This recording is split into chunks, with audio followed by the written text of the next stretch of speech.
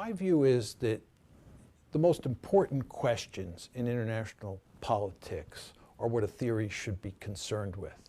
And there are really only a few big questions out there that matter. And these questions largely involve war and peace. And I think one of the great advantages of realism is that it has a lot to say. It doesn't provide perfect answers, but it has a lot to say about the big questions in international politics. And one of the attractions of realism is that it is a parsimonious theory, which is a sophisticated way of saying it's a simple theory. Realism is easy to understand. A handful of factors are said to describe why the world, or to explain why the world works in particular ways, why you get these very important events like World War I and World War II. And I think that that's the most important thing that a theory can do, is to provide simple explanations for very important events. This is not to say that we shouldn't have theories that explain minor actions or minor considerations or peripheral situations in the international system. But the most important theories, by definition, are going to be those theories that deal with the big questions. And the theories that are going to matter the most, and I believe this is why structural realism matters so much, are those theories that are nice and simple, that are parsimonious.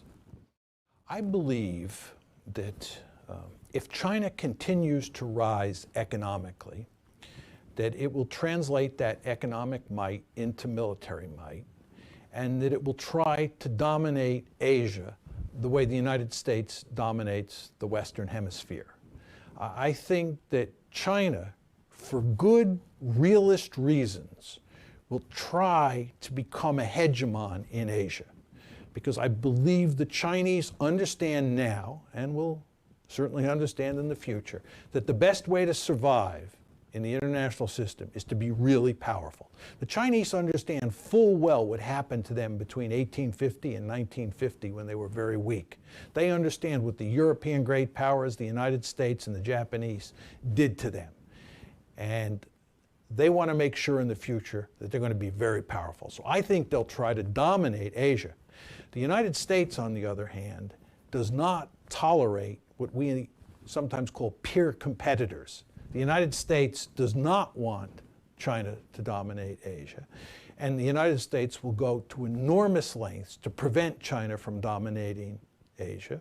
And of course, China's neighbors, this includes Japan, South Korea, Singapore, Vietnam, India, and Russia, will not want China to dominate Asia. So they will join with the United States to try to contain China, much the way our European and Asian allies joined together with us during the Cold War to contain the Soviet Union. The same thing, I believe, will happen with China. So you will have this intense security competition between China, which is trying to dominate Asia, and the United States and China's neighbors, which are trying to prevent China from dominating Asia.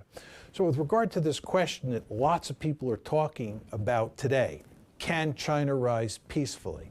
My answer is no, and my answer is based on my theory, because there's no way you can predict the future without a theory.